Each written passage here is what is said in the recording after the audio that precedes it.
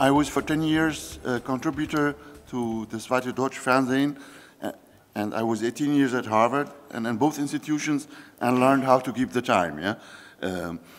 By invitation, I was informed that I will be having about 15 minutes, and my presentation is shaped in this way. So please, Mr. Chairman, allow me 15 minutes. Yeah? It's now 10 after, and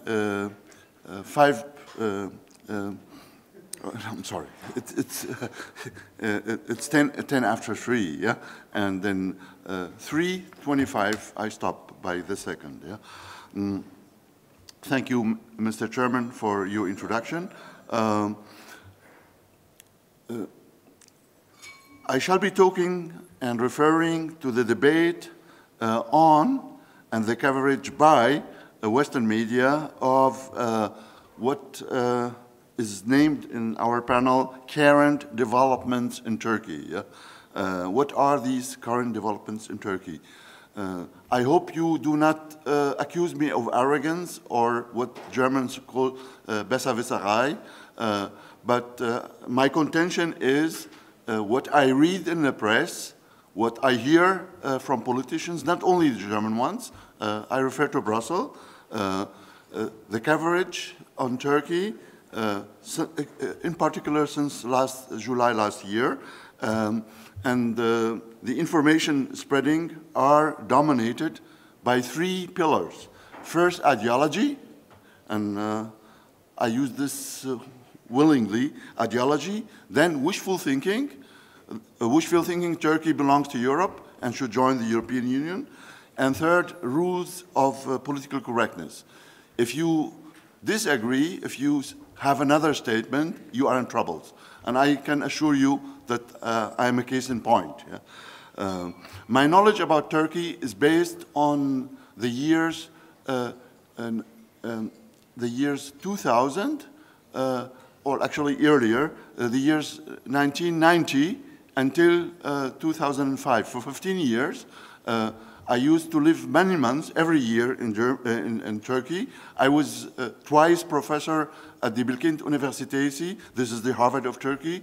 And I also lectured at all major Turkish universities. And I did research there, field work, etc., etc. Yeah? So I know the country like my country of origin, Syria. And my position in Turkey was related to the fact my grandfather was Osmanli Pasha. Osmanli Pasha means a general in the Ottoman army. And he died, he was leading an Ottoman army 1907 to Yemen to crash a rebellion there, and he did not come back. 2007, and this is recorded in the Osmanli coverage, and so when I go to Turkey, Turks do not like Syrians, but I am an exception because my grandfather was Osmanli Pasha. Yeah? Okay, as an expert on Turkey with liberal conservative standing and also as a reform Muslim, I want to raise 4 issues to contradict what is being spreading in Europe, Western Europe, and in particular in Germany. First, I am professor of international relations, and I served this, in this function for 40 years in the United States, Germany, and also Southeast Asia. I argue we need to distinguish between 2 functions of Turkey. Turkey is a highly important country. Turkey is an actor in international politics. Geopolitically, it is highly relevant for Europe. The geopolitical significance of Turkey is undoubted, unquestioned, but this is something else than the eligibility of Turkey to join the European Union as a member. Let me make this polemical comparison. Libya, I'm also an expert on Libya. Libya is even, at the moment, is more important than Turkey for the European Union because most of the refugees from Africa are coming via Libya, and Libya is a very important country to the European Union, but nobody would argue Libya should join the European Union. I think with regard to migration, and I'm an expert on migration, Libya is more important than Turkey, but no one would say Libya should join the European Union. So again, please distinguish between the geopolitical significance of Turkey and between the eligibility of that country to join the European Union. The point number 2 is that we need, on ground of knowledge on Turkey, to dismantle 2 major lies. I say lies. If you want me to be polite, I say misconceptions. Yeah? Okay, I say misconceptions about what is going on in Turkey. Yeah? I have been working, I'm an expert on Islamism, and I was working on Islamism for 30 years in 22 different Islamic countries. One of them is Turkey. So I know what Islamism, what political Islam is. So the AKP, the ruling party in Turkey, is not that what even the Spiegel states, Islamic conservative, Islamic conservative. No, it is not. It is an Islamist party. And I have studied the development of political Islam in Turkey. Islamism was born in Egypt, not in Turkey, in the year 1928, when the Muslim Brotherhood was established by Hassan al-Banna. Turkey is a latecomer. Political Islam started in Turkey around 1970 when the Nizam Partisi, Partisi means party, yeah? When Nizam Partisi was established, and it was followed by 4 other parties. You have Nizam Partisi, you have the Selamat Partisi, you have Rifah Partisi, the Fazilet Partisi, and the 5th one is the AKP. It was established 2002. Every time an Islamist party was banned by the Constitutional Court, it came back under a different name. So Fazilet Partisi was banned, and then it came back as a AKP. 2001, 2002, it came to power, and ever since there is a process going on in Turkey, and this process shapes or gives a shape to the current developments of Turkey. So the AKP is not Islamic conservative like the CDU Christian conservative is. It is an Islamist party.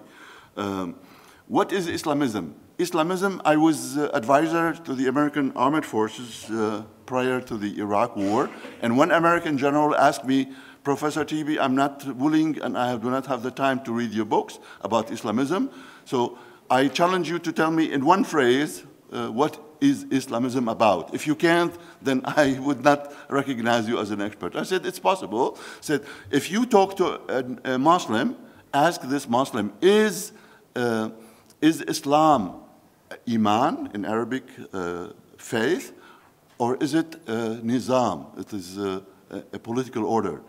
If this Muslim says Islam is a religion, religious belief, he's a normal Muslim. But if he says Islam is a political order, then he's an Islamist. And Hassan al-Banna wrote it clearly, Al-Islam huwa deen wa dawla. Islam is a unity of religion and state. That's why the first Islamist party in Turkey carried the name Nizam Partisi. Nizam is a new Arabic word, but also new in Turkish. Nizam does not exist in Osmanli Turkish. Yeah? So Nizam means political order. And what is going on is that Turkey is governed by an Islamist party that is willing to establish what I coined as Islamocracy. You'll find in your file an article by me published in Bayan Korea about the rise of Islamocracy in Turkey. Now to the coup, that happened last year. The coup is, and even the Bundesnachrichtendienst acknowledged this, it was not the Gulen, yeah? And this is a propaganda, and this is a way to disinform the people, and this disinformation is adopted by Western media, in particular in Germany. It is a fight between Gulen and between the democratically elected AKP regime. No, it is not. Yeah? It is a struggle between Kemalism and Islamism. This is what it's all about. And there are 2 pillars of Kemalism in Turkey, and they are now destroyed. The army, the general. I spent many weeks as an advisor of the NATO among Turkish officers in the 80s and the 90s, and I have never met an Islamist Turkish officer. Yeah?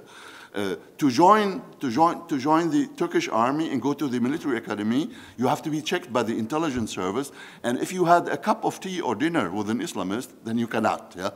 So how could army officers be supporters of Gülen? Gülen is an Islamist as Erdogan is. Yeah. So it is not a struggle between Gülen and the AKP or Erdogan. It is a political struggle over the direction of Turkey, direction Islamism or the continuation of secular Turkey. Secular Turkey is gone and it will not come back. Yeah. Who rules Turkey? The number 3. I still have 6 minutes. I hope I can do it. 3 minutes to number 3 and 3 minutes to number 4. Who rules Turkey? What is going on there? Yeah? It is not, as Western media argues, a dictatorship of one person whose name is Erdogan. It is a system. It is a new system. Like the old system was the Kemalist Turkey, a new system is Islamist Turkey, or I call it Islamocracy. If Erdogan is gone, the system will continue to exist, and the system is based on a political movement in Islam, and institutionally, it is the Diyanet. Diyanet was earlier an institution in Turkey to control the separation of religion and politics. Diyanet today is a pillar of the AKP regime. Then you have the state apparatus. Security services are controlled by the AKP. The economy is controlled by a clientelism. I call it a clientele economy. So it is not the person of Erdogan, it is institutional set up by the AKP as a party, as an establishment. Yeah? Number 4, and with this I conclude, how is the European Union dealing with this challenge? The current developments in Turkey are a challenge to Europe for many reasons. I mentioned only 2. One of them, there are about 8 million Turks living in the territory of the European Union. 3.5 to 4 of them are in Germany. And as we have seen during the last election, the referendum, the so-called constitutional referendum, I call it in German Ermächtigungsgesetz, and I mean it. Yeah? 77 of the Turks in Belgium voted for it, in Germany 67, and this is alarming. So the European Union is touched by this. Turkey geopolitically is important for Europe.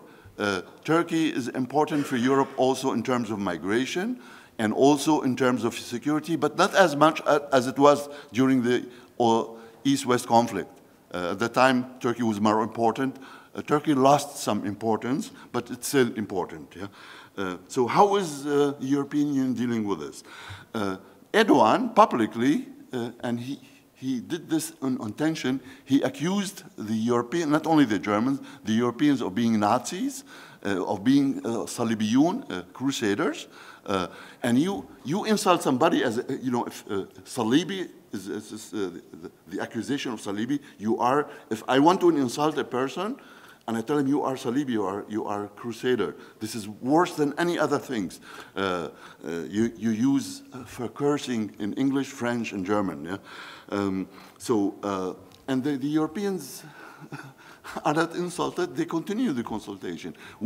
There's one European country that made it clear we are not willing to continue this course. It's Austria. And in the now, in the preparations of a maneuver, etc., by NATO, the Turks insist on the exclusion of Austria from the military organization, and the European join this. So, I mean, Austria is punished for pursuing the right policy. I have high regards for the Foreign Minister, Mr. Kurz. Yeah? Okay, so 1 minute. I still have I still have 1 minute, and I want in 1 minute, and I want to make a provocation, and the provocation is, And I do it not as a journalist or a writer or a polemicist. I do it on the grounds of knowledge of Turkey, 20 years, working there, etc., etc. And I am a European citizen. So European Union has no policy for dealing with Turkey. There's a distinction in English between politics and policy. And this distinction does not exist in German. It's Politik. So Mrs. Merkel is doing politics about migration, but she has no policy. Yeah?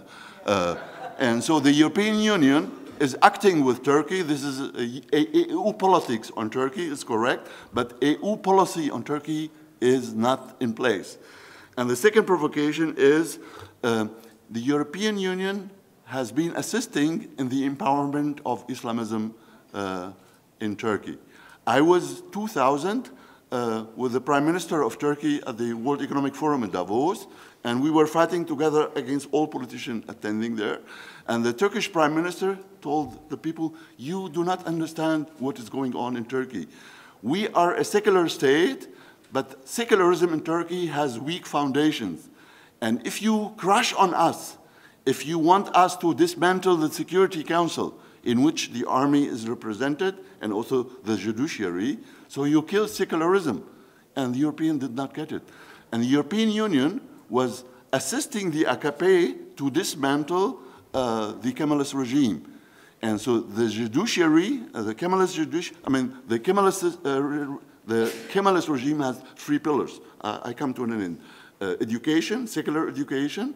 This has been replaced now by the Imam Hatib schools.